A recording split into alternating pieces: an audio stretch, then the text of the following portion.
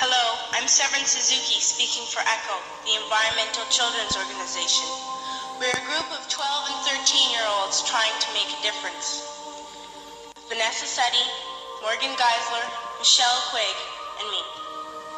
We've raised all the money to come here ourselves, to come 5,000 miles to tell you adults you must change your ways. Coming up here today, I have no hidden agenda. I am fighting for my future. Losing my future is not like losing an election or a few points on the stock market. I am here to speak for all generations to come. I am here to speak on behalf of the starving children around the world whose cries go unheard. I am here to speak for the countless animals dying across this planet because they have nowhere left to go.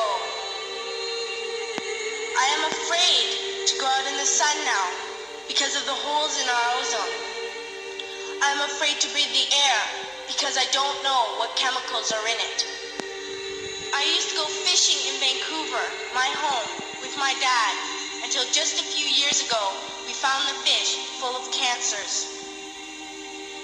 And now we hear of animals and plants going extinct, every day vanishing forever. In my life, I have dreamt of seeing the great herds of wild animals, jungles and rainforests full of birds and butterflies. But now I wonder if they will even exist for my children to see. Did you have to worry of these things when you were my age?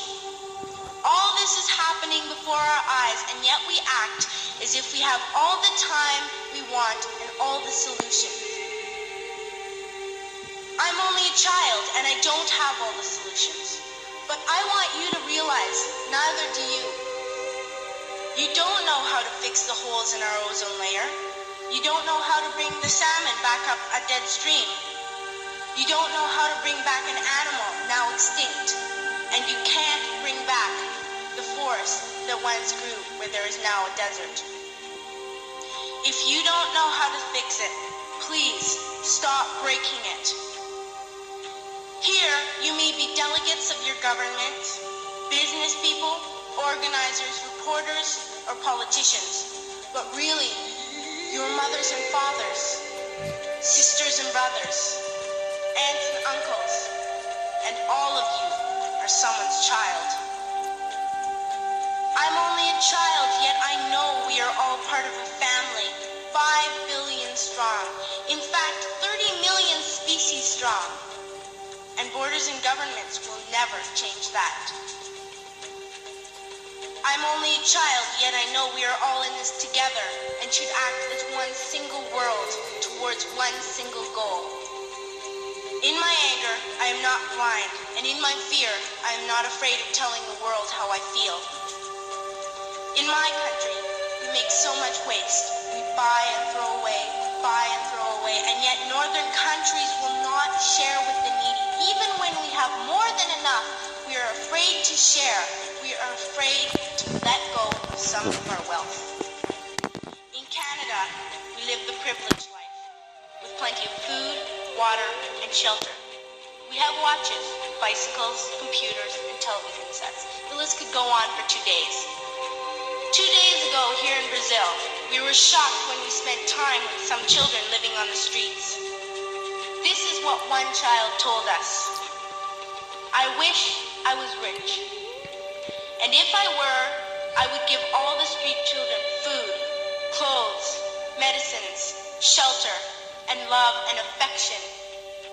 If a child on the streets who has nothing is willing to share, why are we who have everything still so greedy?